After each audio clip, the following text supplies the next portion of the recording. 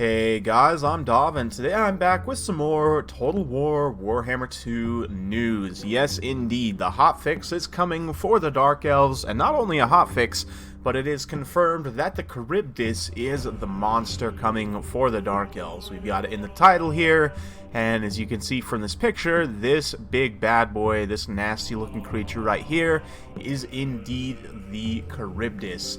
However, there's a whole bunch of other changes and more coming with this patch, so I wanted to dive into the patch notes with you guys and go ahead and kind of analyze things from there. So, the chalice is now overflowing with the blood of those who dare oppose the Drugi, and the time has come. So the KHARIBDYSS is a free edition for the owners of the Queen and the Crone DLC, so it's not free for everyone. You do have to own the Queen and the Crone DLC to get it, but if you do, you'll be getting the KHARIBDYSS for free. It will be available tomorrow. Currently, I'm recording this about 11 a.m. Mountain Time, so this will be available at 3 o'clock British Standard Time, as the DLCs are usually announced on the 21st of June. That is tomorrow, so look forward to that. Excelling at munching at other monsters, read that as bonus versus large. KHARIBDYSS may be slow and lumbering, but its poisonous AP attacks are some of the hardest hitting in the game. Its terrifying presence and Abyssal Howl reduce the courage, so it probably has an area of effect. Leadership debuff in addition to causing fear and terror. And yeah, very, very fun stuff. I'm very much looking forward to testing out the KHARIBDYSS in battle. There are also a number of improvements and revisions, so let's jump straight to it. Rebalance Crone Hellebron's Cursed Blade, so it should be fixed now. We'll have to wait and see. I'm hoping that it's not completely broken still. It'll probably be quite powerful, but yeah, we'll see.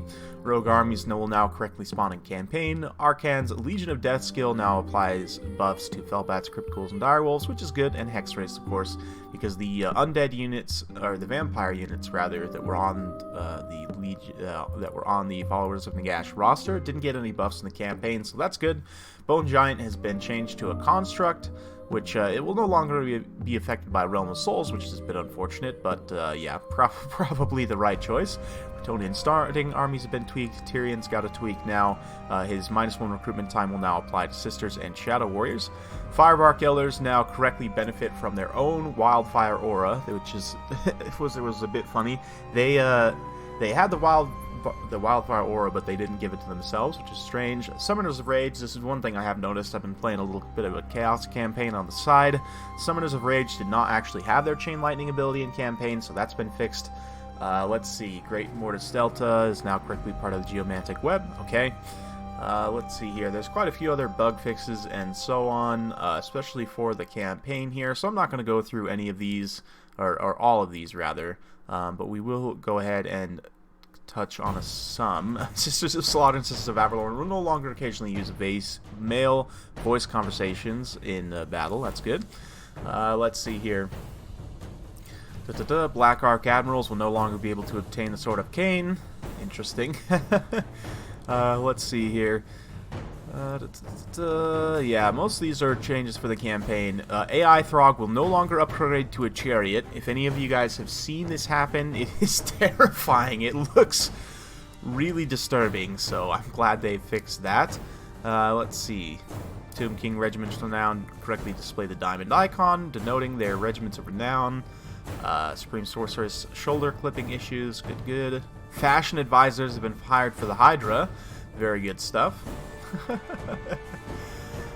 Alright, so let's jump into the main meat of this, besides the KHARIBDYSS, of course, and that is balance changes. So, right off the bat, we're going to start with the Beastmen. Bestigor and Korok's Man Rippers both getting -5 armor, okay.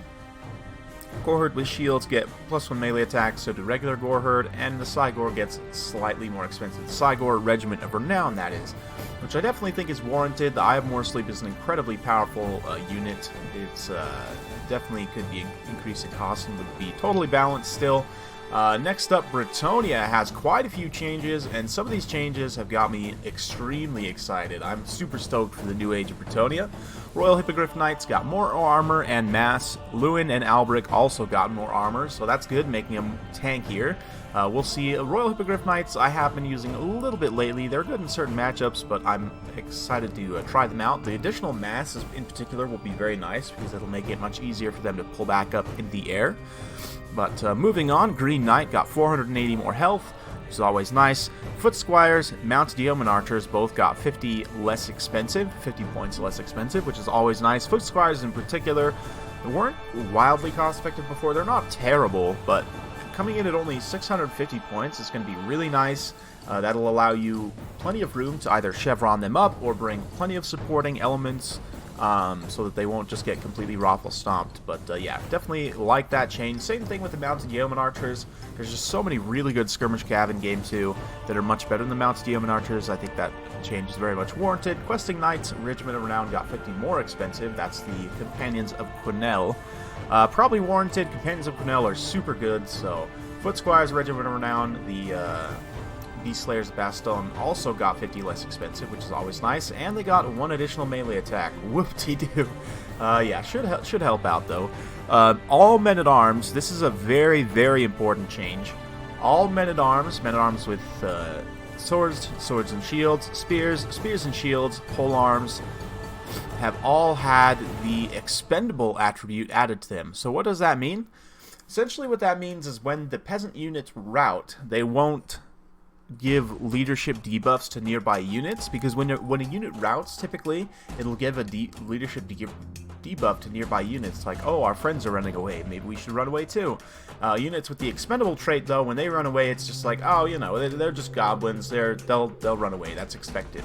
Now the peasants have the same trait, which they probably should have from the beginning, but hey, glad to see it. Very, very glad to see it. And this is the final change, the one that's probably got me the most excited. The Paladin is useful again. Yes, indeed. The Paladin has had the Guardian trait added and a plus 12 bonus versus large, which is huge. I can't stress enough how huge this is.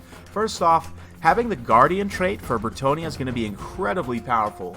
They already have most of their heroic units. Actually, I don't know about Albric and the Fae, but I know at least Lewin has Blessing of the Lady, so you stack that Guardian on top, they're going to be getting, what, like 38% physical resistance, something crazy like that. So I really like the Paladin having Guardian. It's very thematic to him. You can have him protecting the Fae, you can have him protecting your caster, even Lewin himself as a bodyguard there. And the plus 12 bonus versus large in particular will make it so that the Paladin trades much more cost effectively with large units. So I really, really like this change. I think you guys are going to be seeing a lot more Paladins in competitive play. And yeah, finally bringing the Game 1 heroes up to snuff with some of their Game 2 counterparts. So this is probably the change that's got me most excited out of all these Bretonnia changes. But overall, Bretonnia got quite a few improvements, and we'll see with all these changes together how much better Bretonnia is. In my opinion, they are the bottom faction of the last patch, so we'll see how much this helps. Kolek has a bigger hitbox size, so he's easier to hit with missiles, probably a good idea. All Chosen have had minus 1 HP per entity, which is fine. Chosen are super strong, so that's probably a warranted change. Marauders with Great Weapons, 1 more charge bonus, yay. Marauder Horsemasters got a plus 2 charge bonus, which is nice. Marauder Horsemasters, I've been seeing a little bit more in competitive play lately. I may be testing them out myself a little bit as well, but that's always nice to have a better dual purpose role cavalry like the Horsemasters there. Sigvald got a little less expensive, while Big Bird got a little more expensive. Both of those changes are totally warranted. Big Bird's still probably going to be the most competitive lord in most matchups, but anyway, Held Cannon is slightly less accurate. The Held Cannon Regiment of Renown is also slightly more expensive, which is, both changes are probably warranted. Held Cannons are quite strong right now. Swords of Chaos, a little bit less base damage, but instead they get more AP, so that's a nice little buff for them as well.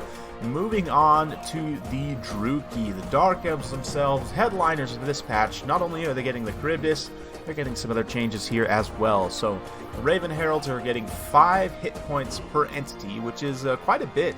I don't know that it'll necessarily make them wildly competitive. I still think they're going to be super squishy. But hey, it does help one of their biggest issues, which was the fact that they have almost no HP. Bolt Fiends replaced Murderous Mastery with Murderous Prowess. Bit unfortunate, but they did get slightly cheaper. I don't really use the Bolt Fiends that much anyway personally, so that change doesn't really do much for me.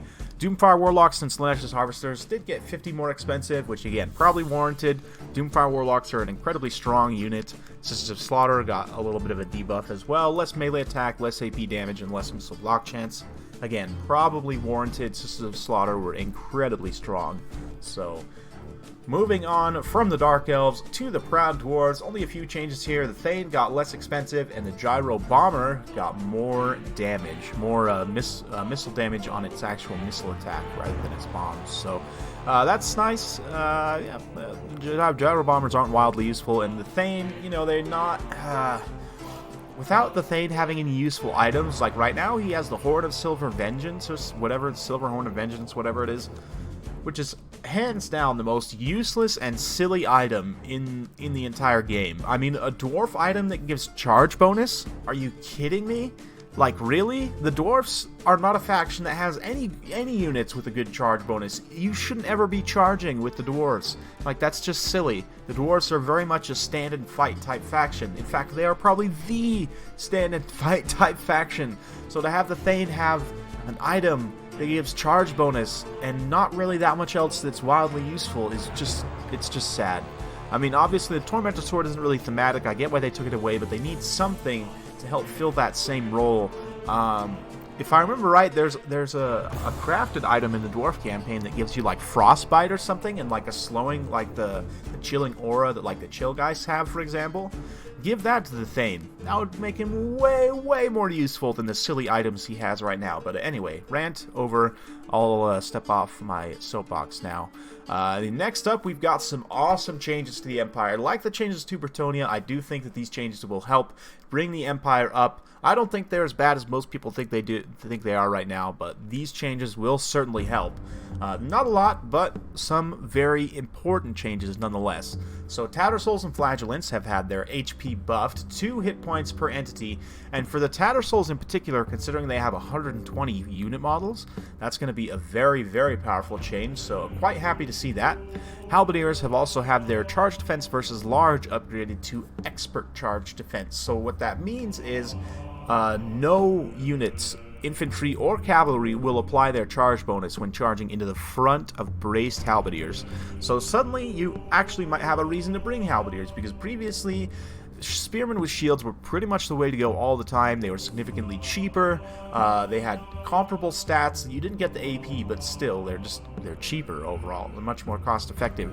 So we'll see with what this change does for the halberdiers. Halberdiers might be a much more useful pick now against more rush type factions that aren't necessarily going to bring a lot of missiles, like the Vampires, Norska, and Chaos, maybe. All of a sudden you might consider bringing halberdiers for your front line, because even their infantry, you know, like Chosen, whatever, high charge bonus infantry, won't necessarily get that charge bonus against the halberdiers, so something to think about. They also got +4 leadership, which is always nice, and great swords got -50 cost, which is awesome. Great swords were not wildly cost effective before, so a -50 cost on them is well warranted. So yeah, overall these changes for the Empire, very small changes, but I do think that these are going to make a huge difference for the Empire. Particularly the Flagellants and the Great Swords being more cost effective. Basically, they're just hitting all the high tier infantry. I say high tier, mid to high tier infantry for the Empire, because none of these units are wildly cost effective. So good changes for the Empire all around. Very excited about that. Greenskins only had the Black Orcs, had a very slight nerf, -1 hit point and -1 charge bonus. Whoop-de-doo. High Elves, Swordmasters got slightly less expensive. Elithanar had his muzzle velocity increased, I guess, so his projectile moves faster.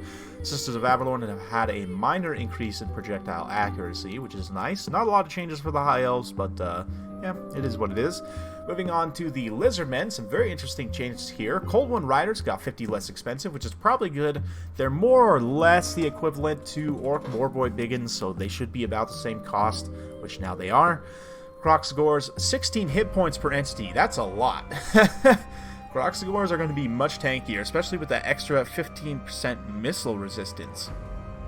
So yeah, that's a pretty nice change. Kroxigors are going to be even harder to shoot down now, and as a fan of Kroxigors, I quite like that change. Blessed Kroxigors, they're not in multiplayer, so we'll skip them. Norska, Marauder champions have had more leadership. That's great, but the Marauder champions with great weapons are still garbage, so hopefully they'll get a buff eventually. Mammoths get more infantry and much more mass, again, well warranted. Marauders get more charge bonus, Marauders with great weapons, that is. Marauders with Horse Masters, same thing as Chaos, they get more charge bonus. Icehorn Marauders, minus 50 cost. Famir with great weapons, minus 3 bonus versus large.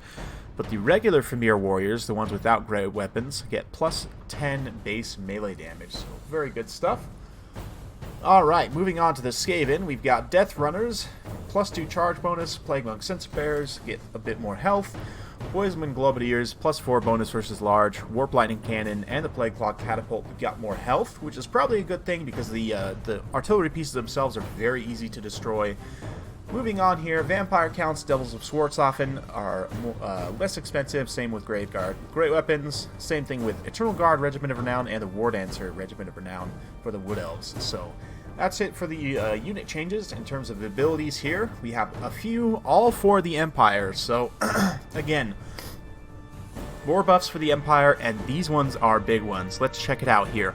Hold the Line, which has long time been one of the most useless ability in the game, has now been replaced with 100% charge resistance to plus 5 melee defense, which is awesome. Great change. It means I actually might consider taking Hold the Line now once in a while. So, Hammer of Sigmar, this is the ability that the Warrior Priest has, the melee attack buff.